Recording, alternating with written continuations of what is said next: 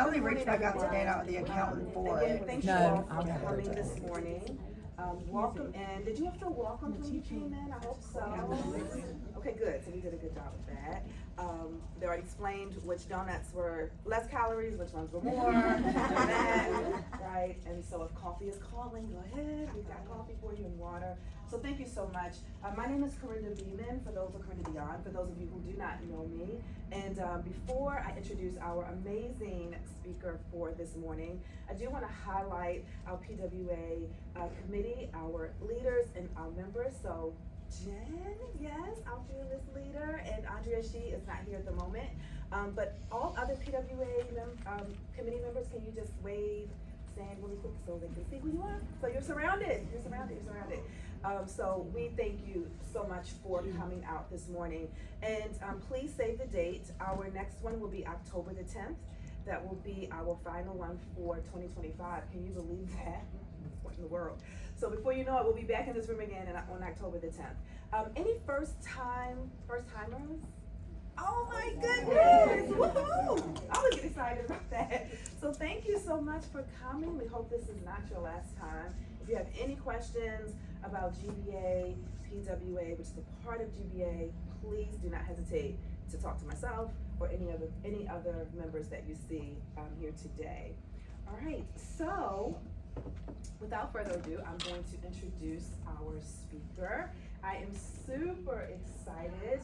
How many of you all came to the one we had previously? We had one like a couple months ago. It was amazing, right? It was really, really good, right? So, are we gonna need tissue today, Mirsada? Okay. We'll make sure we have tissue ready. All right. So if you don't know, if you may not remember, what Mirsada will be talking about today is a legacy of strength, how my mother's courage shaped me from refugee to advocate. And so let me just share a little bit about Mirsada, who is absolutely amazing, and I love the green. This is beautiful.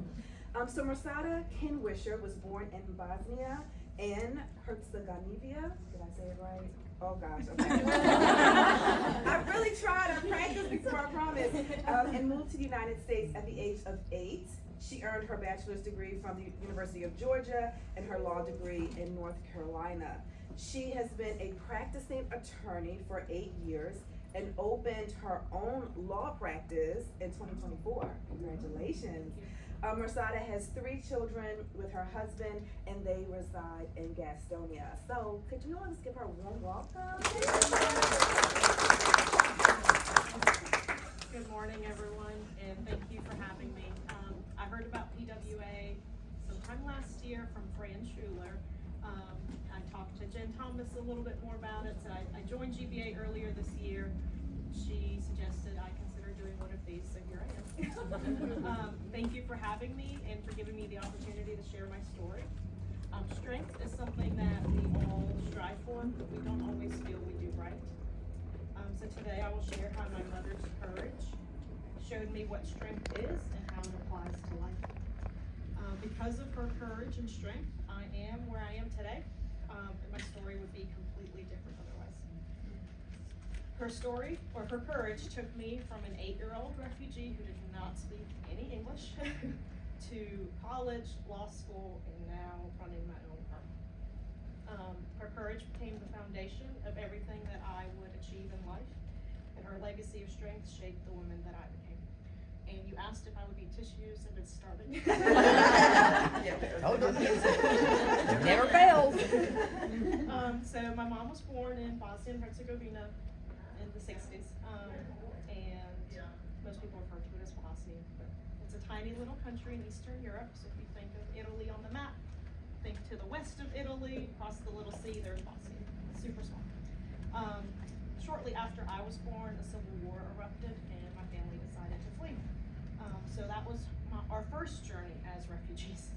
We ended up in Germany where we didn't speak the language. Didn't have any family in the area of Germany where we ended up. My mom had a sister, my dad had a sister in other parts of Germany, but due to the political climate there, we were not allowed to join them. My parents also knew that living in Germany was not a long-term solution for us. Germany was accepting of refugees at the time, but made it very clear that it was not forever.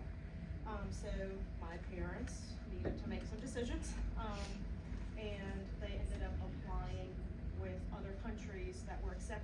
refugees for long-term life.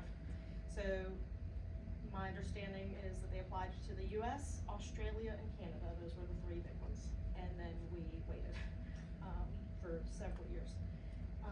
During that time, while we waited, my older sister disappeared, and that's a different story that I won't get into today, but she's okay. And my father passed away from non-Hodgkin's lymphoma. So it was my mom, my older brother, my younger brother, and I.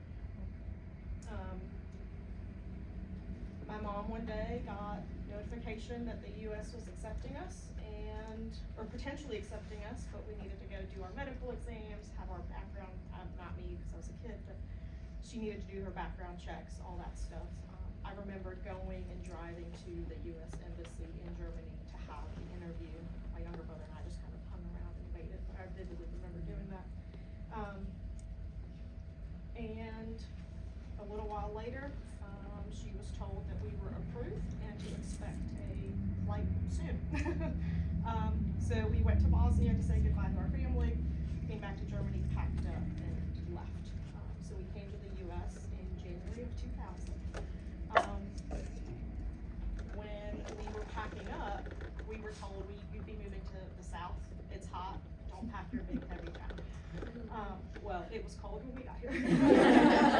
Apparently, about 2 weeks before we got here, there was a major storm and people were without electricity for a while. So it gets cold. So we missed those big jackets when we got here.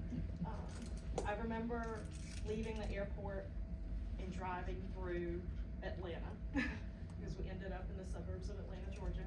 I remember thinking how huge the buildings were. It didn't help that it was nighttime, so I couldn't really see or just all the lights, but it was extremely overwhelming and just felt very big because Bosnia is pretty small and the part of Germany that we lived in was pretty small. So moving from a small town in Germany to the suburbs of Atlanta, Georgia were a huge difference.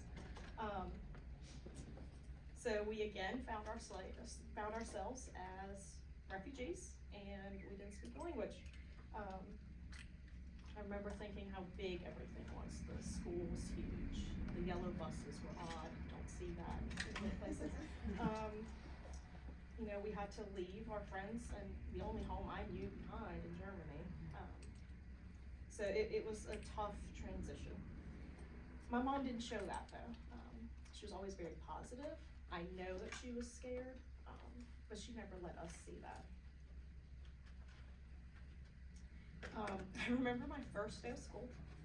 I walked in and sat down at a table, and there's, I think, about 5 other kids at this table, and I just put my head down and cried all day because I didn't understand a word that anyone said to me.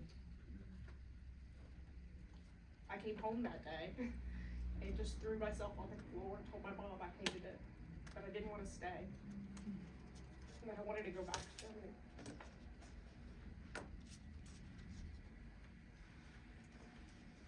I realized, well, I'll get back to that in a minute. Oh, yeah, not our Yeah, whole box. thanks. It was almost Maybe I'll keep these for myself. So I remember my mom smelling like raw chicken all the time. She would work nights so that in the morning she'd be there to get us to school. And while we were in school, she went and took English classes and computer classes. There was a great organization in Atlanta. I don't know if it still exists, but it was called World Relief. And there was a different one called Newcomers Network. And they provided, job interviews and the English classes. So my mom took advantage of all of that to learn as much as she could. She always did what she needed to do. So even though everything was new and different, again, she just tried to make us feel like everything was okay. And she made things feel stable, and very quickly things did feel stable. My mom possesses courage. She told me that I could do things. I could get good grades, I could get into college. She she had the courage to move across the globe with 3 children, even though tons of people told her not to, including her family. That it was a crazy decision, that she would feel better if we were in Bosnia with our family. Even my older brother, he was a teenager at the time, he felt very strongly about us staying, and my mom said no. She knew what was waiting for us if we went back to Bosnia and did not want that for us. She has perseverance. She learned English pretty quickly, in my opinion. I remember her studying for her citizenship test. If anybody is familiar with that, there's about 100 possible questions that they can give you, and she memorized every single one of them. I remember her listening to the CD of the questions on this little CD player. I printed off flashcards for her, and we would just practice them, and she would ask us to help her study. I didn't have to do it because I was a minor. So when she got her citizenship, that transferred over to my younger brother and I, but she would have us study with her so that she could pass. And sure enough, she passed on her first try. And basically with that, she taught me that I could accomplish anything. If my mom, living in the US, it's the 3rd country she's lived in, the 3rd language she's had to learn. If she could accomplish these things, then I knew that I could too.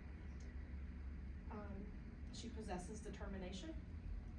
She was determined for us to have good lives and for us to have good lives in America. She took the hard and bad jobs. She made sure to check on our schoolwork to make sure we were doing it, even though she couldn't really help us with some of it. But she taught us to create goals and work towards them. When we came to the US, we had about 6 or 8 suitcases, I don't remember exactly, just filled with clothes and photo albums and small things that we wanted to keep. And then 2.5 years after moving to the US, my mom and my older brother had become an adult by that time, were able to buy a house. So in a very short period of time, they were able to build enough credit to buy a house. For me, that was very exciting. I had never lived in a house before with a yard. It was apartments, small apartments, or in Germany, we actually lived in a refugee camp, which was just this huge building with rooms in it, and every family got a room. I don't remember that much, just remember some of it. But for them to build that credit and be able to qualify for a mortgage in just 2.5 years, back then I didn't realize. Now I know how hard that was to do. But it was the first time I ever had a ring to myself. The first time any of us ever had a ring to ourselves. But we frequently found ourselves in my mom's room. Either crawling in bed with her or putting blankets down on the floor and just sleeping in there, because that's what we were used to. And it made me feel comfortable. I knew that she'd never tell me to leave. She would never kick me out of her room, and if I couldn't sleep that night, that's where it was. I always thought that if my mom went through all of the things that she went through and was still able to succeed in life, that I could also do that and succeed in whatever I set my mind to.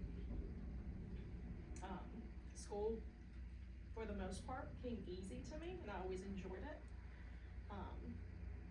But the first several weeks in the US were tough. I didn't just cry on my first day, I cried on the other days too. I remember my teacher handing me a picture book, and there was just pictures, each page was a different theme, and I specifically remember looking at a picture of like a barn and farm animals and equipment, and I looked at the word tractor, and I kind of recognized it because it was similar to the German word for tractor, and that made me feel better. Math made me feel more comfortable because math is math, right? Numbers are the same. So even though I didn't understand anything else my teacher was telling me, I could do the math, and that made me feel better. better, so she just let me kind of sit down and do math whenever I wanted. So I was in 3rd grade, in the middle of 3rd grade when we moved to the US, and I ended up having to take ESL classes. And that was taught by a teacher who didn't speak my language, so neither of the 2 languages. I knew German and Bosnian at the time, so even though the ESL teacher was there to teach us English, I couldn't talk to him in the other language, which is probably how I learned as quickly as I did. But I took ESL classes the remainder of my 3rd grade year and all of my 4th grade year, and then after 4th grade I ended up testing out. So I started 5th grade, just a year and a half later, with regular classes with everyone else. I remember my 5th grade graduation. It was a big deal. I'd never really had a graduation of any kind before. I finished 5th grade with all A's and the highest math grade out of all the 5th grade students. And I just remember my mom being really happy that day, and just smiling and being very proud. It made me feel good. Whenever I struggled with something in school, like a topic or a subject in general, again, even though she couldn't help me study or prepare for tests, she always encouraged me. She would tell me that I could do it. I could set my mind to it, and even if I couldn't do it, it was okay. I was that kid that was translating and interpreting all the time. My mom had a question on a bill, she had me on the phone. If she needed help at the doctor's office to translate something, whether it was for herself or for me, I was the one doing that. So I learned very early how to talk to people on the phone about, you overcharged me on this bill or whatever it was. When it was time to fill out the FAFSA application for college, that was not something my mom could help me with. My older brother didn't go to college when he came here. He ended up just working. So it was me. I had to figure it out.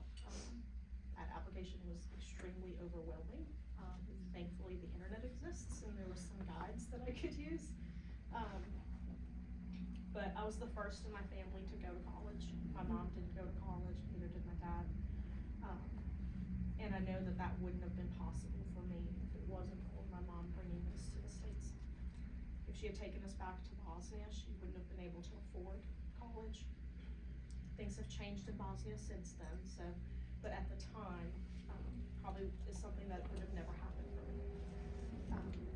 Had Germany allowed us to stay longer, I probably still wouldn't have been able to go to college because they didn't let you unless you were a citizen.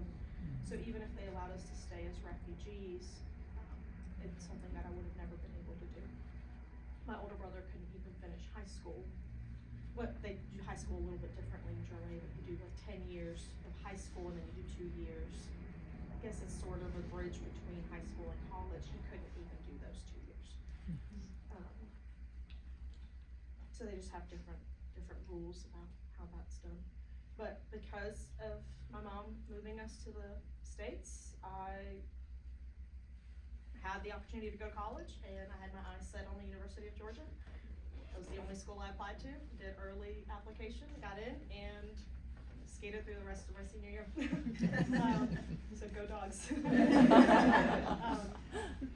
When it was time to start law school applications, I knew that that's what I wanted. Even when I was younger and considered doing other things, they never really drew me in. I always went back to law for one reason or another.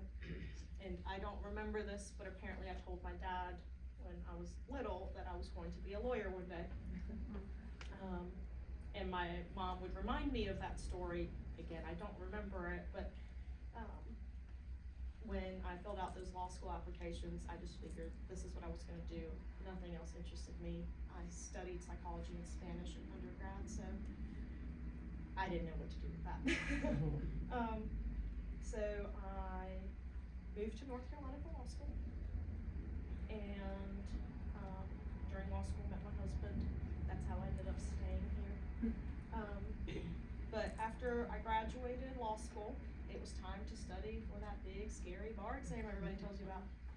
So I graduated in May, the exam was in July, and about 2 weeks before the exam, I quit studying. I told myself I couldn't do it, that I was not prepared. My mom was at that time visiting her elderly parents, my grandparents, in Bosnia for an extended period of time. She spent 3 months with them because she didn't know how much more time she had with them.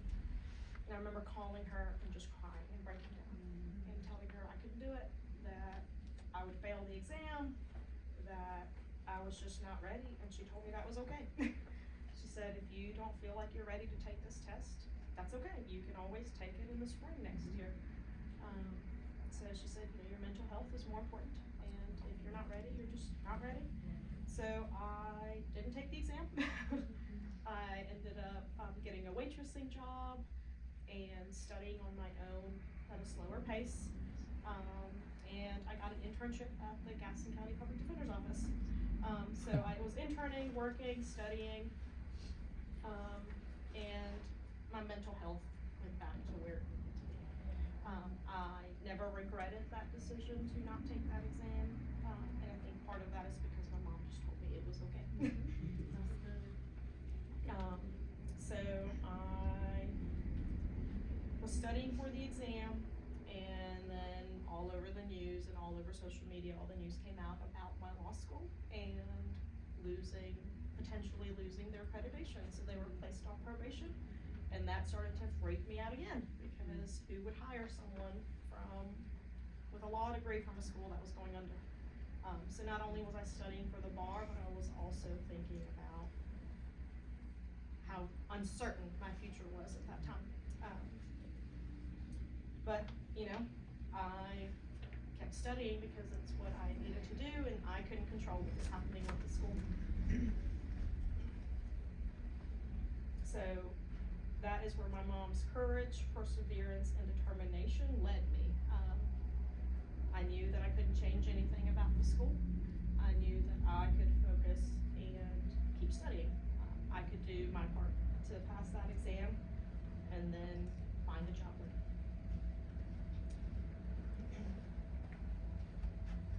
After I took the bar exam, but before I got my results, I emailed Kelly Morris. Some of you probably know.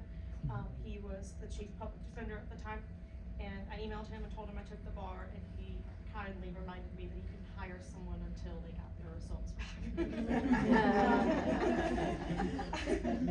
So I knew that there would be a position opening up at the public defender's office, and you know that the moment I got those results, I emailed him. And a couple of months later, I was the newest assistant public defender in Gaston County. So even though a few months prior to that, everything felt uncertain, after that, some of those feelings went away. Some people have asked me why I didn't go into immigration law. Not really sure. It's not anything that my attention was drawn to. I know that there's a big need for immigration attorneys, but I also know that their jobs are very tough. And I think that just like being an assistant public defender, some cases can feel a little defeating, and take an emotional toll on you. So earlier I told you that my sister disappeared while we lived in Germany, and I told you she was fine. A few years after we moved to the US, we reconnected with her. But because we were already here and she didn't come with us, there was no way for her to come and stay. She came over on a tourist visa, visited for about 5 or 6 months, and then had to go back. And during that time, we were not yet citizens. My mom became a citizen in November of 2008, and in December of 2008, immediately filed the petition to have my sister brought over. In October of 2024, my sister and family finally came here. So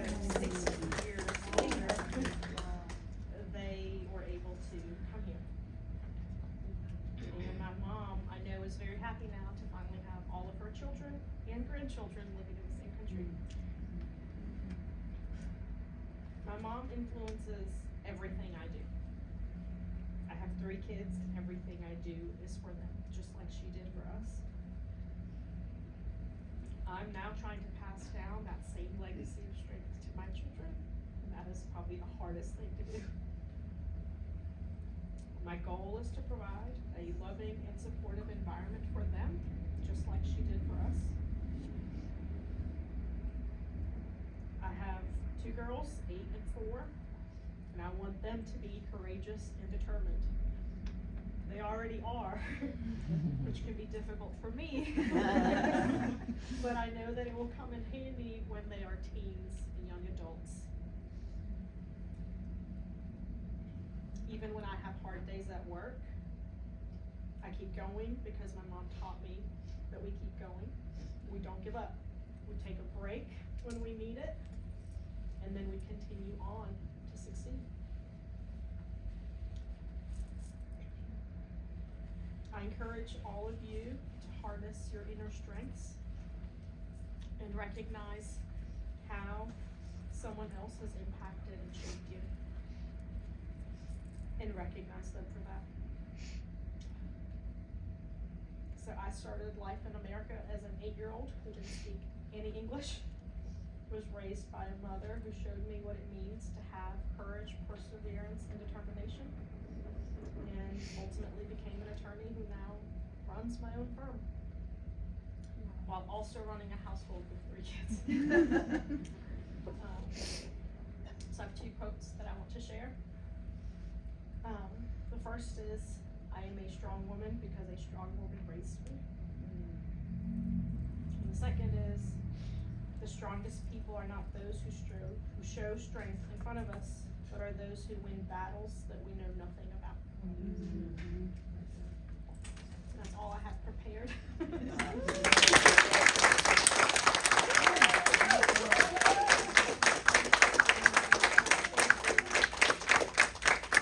Wow, that was good. You know, let me say, from all of us, thank you, Mirsada. That was so good. So many things you shared. I took some notes myself. The first thing I'm gonna say is Herzegovina. Got it, fine. But thank you so very much for your transparency and sharing the courage and strength of your mom. I personally liked when you said at the end, we take a break when we need it, and we continue to succeed. I might post that today. I might post that today. That was really good. And I also took away a takeaway. Another one that you shared was when you called your mom and you told her, you know, I don't think I'm ready, and the fact that she said it's okay. And I took away that if the time is not right now, it's still okay, right? And some of you may have heard a saying like, delay is not denial, right? And so thank you for even talking about the importance of mental health, right? Because sometimes we know, like as women, we just go and we go, and we feel like we have to do it. If we don't do it right now, then there's that feeling of failure or guilt or shame or weakness, right? But it really showed your transparency to know who you are, where you are, or where you were, but the strength not to quit, because you did quit, right? You just took a break. Yeah. So thank you for that. I'll tell you all, one of the things I love about Women to Women is that it's such an intimate setting. Don't you like? I can appreciate that, right?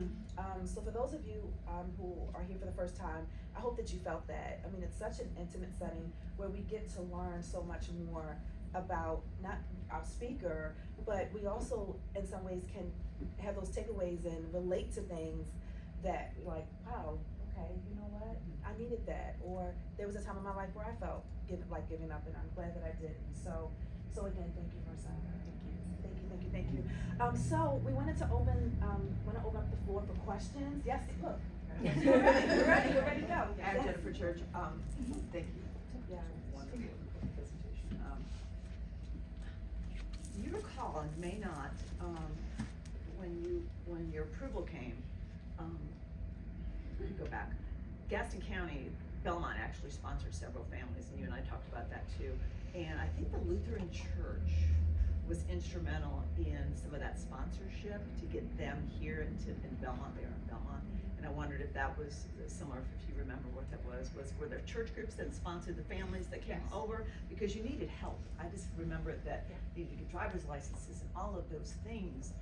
And I wondered if that was the case with y'all too in Georgia. So I think that all these churches work together Mhm. with the organization called World Relief. Mm-hmm.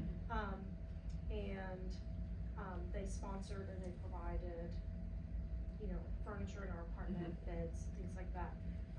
The one thing I remember is that the first line of credit that my mom was building was to repay those flights. So the flights, even though they were prepaid for her, part of what she needed to do was to pay that back. So yes, there was, I can't remember the exact churches in Georgia, but yes, there was a lot of, just different organizations and churches coming together. Clarkston, Georgia specifically is the suburb I was referring to, outside of Atlanta. And if you do a quick Google search, you will find that almost all refugees from all over the world ended up in Clarkston. So it's right outside of like Decatur, if you're familiar with that area. But, I went to school with kids from Vietnam, kids from Ethiopia, from Somalia,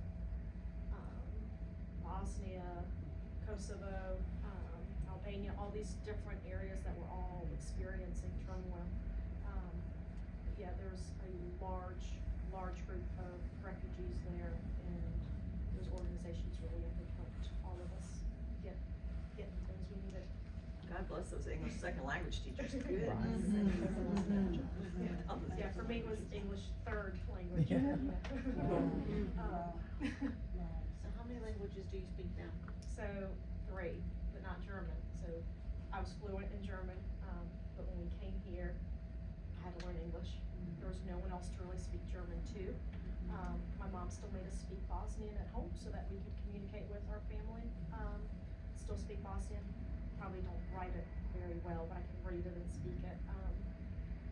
And then I studied Spanish, started in middle school all the way through college, so I'm not fluent in Spanish. But yeah, so I'd say about 3, and I forgot German. I know a couple of words.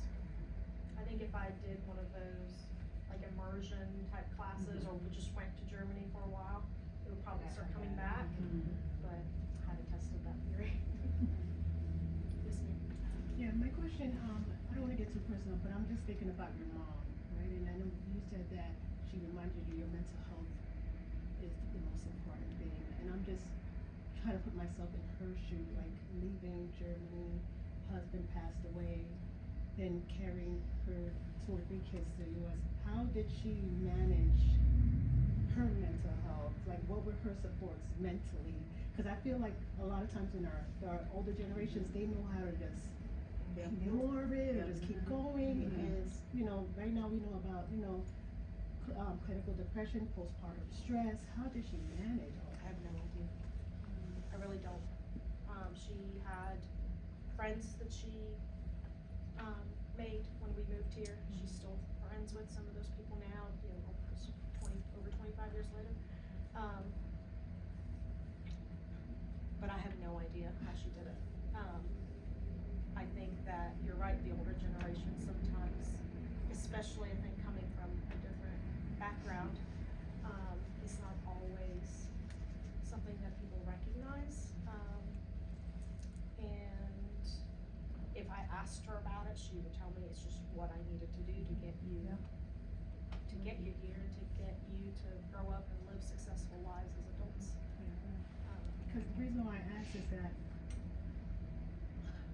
sometimes my friends ask, how are you doing all these number of things? And then, there are friends I know that aren't able to, manage that load. And they do fall into like the depression or they do have like postpartum stress, So I think like it's important to think about like those people that probably wouldn't be able to manage those things. If I had to guess, I'd say that my mom probably does have depression. Maybe like a smaller dose of it. I don't, but I think that just sharing her story with the other women that she became friends with who all had similar stories, brought her comfort. And I think seeing us healthy, happy is probably what ultimately makes her happy. So when you mentioned like when your mom bought the house and you had your own room, was that the moment where it kind of clicked to you like we're okay, we're going to be okay? Or was there ever like another moment, like maybe law school graduation or whatever, where it was like we're okay? No, I think it was before they bought the house, because like I said, my mom never made us know that, like she never showed us that she was struggling. So I don't remember an exact moment of thinking things would be okay, but I remember slowly not missing Germany as much as I did when we first came here.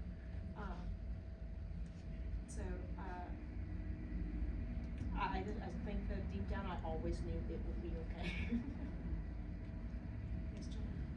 How old was your mom when she was doing this? Do some mental math. But you're good now. Yeah. She was 39 when we moved to the US. This is gonna probably seem like a weird question to the audience, but when I went to school in first grade, I cried too, and I Yeah. wanted to go home to my mom, so I can't imagine being there and not understanding the language. That just, I can't. I've worked with children for 40 years. I was once a first grade teacher, and I remember the first time I had a non-English speaking student in my classroom and the things that I tried to do for him, but I didn't know what to do. So I guess my question is, what were some things that were done by a teacher, friends, or whatever in your classroom to the point where you finally, I hope, became feeling like you were a part of it? And how long did that take? Oh gosh, I don't know if I can remember how long it took.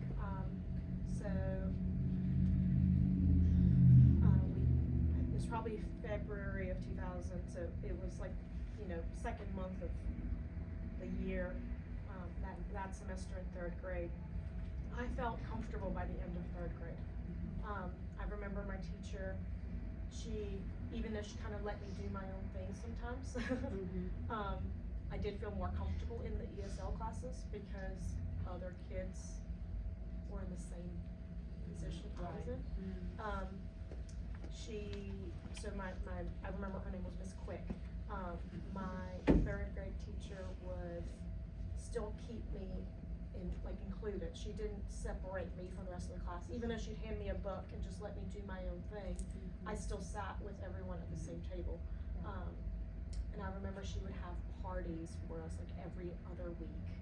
And if you had enough stamps on your desk, you'd get a little prize. So it was just her just treating me, I guess, in a way like everyone else, I think. But I mean, by the end of third grade, I was okay, and starting fourth grade, I wasn't scared to go to school.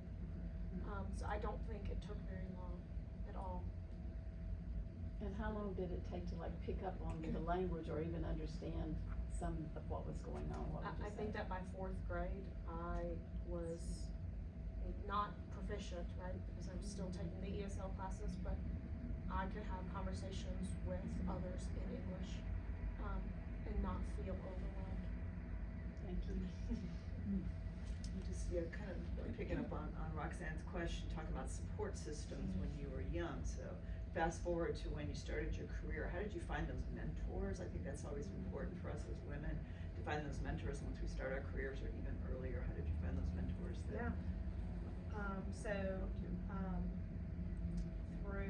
Through my first job at the Public Defender's Office, I am still friends with almost every single person there.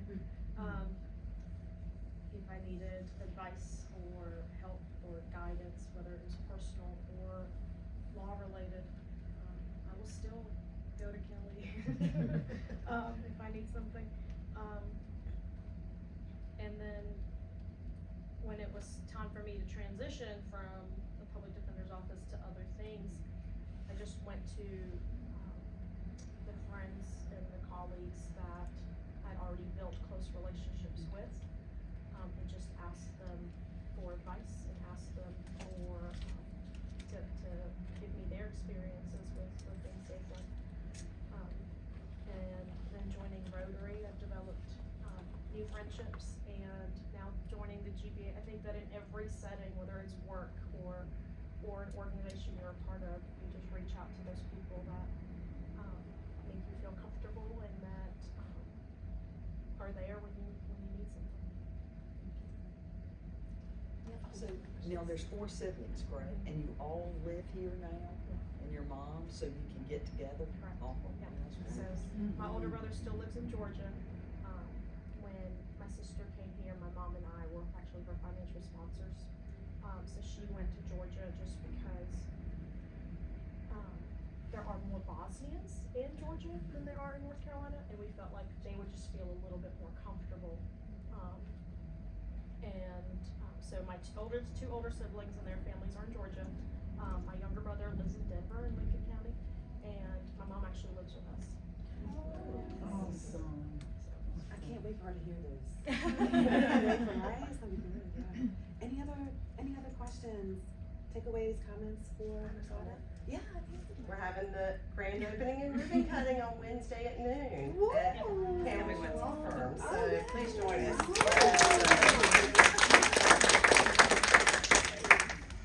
I just have one other comment. Sure. So I'm a Yank. I get Okay. told that all the time. I'm from Chicago.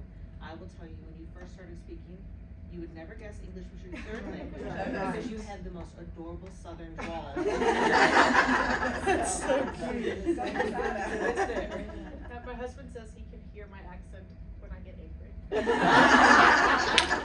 So he does watch out. My brother is from Stone, and I never heard his accent, but anybody else that would come would be like, what did your dad say? Because they couldn't understand his English, Sure. but to me it was normal English. Sure. But it was definitely had the accent. Yeah.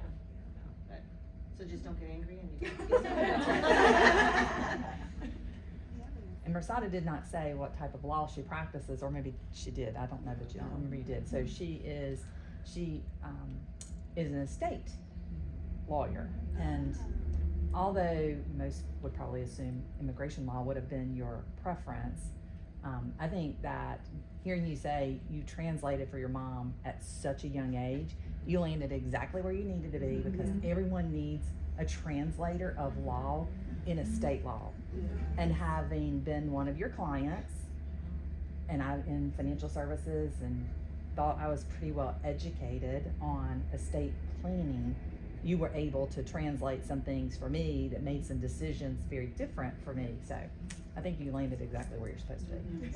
In my opinion. Family's important. You help us take care of our families. Yes, that's absolutely. Any other questions, comments? Did you all enjoy yourselves? Oh,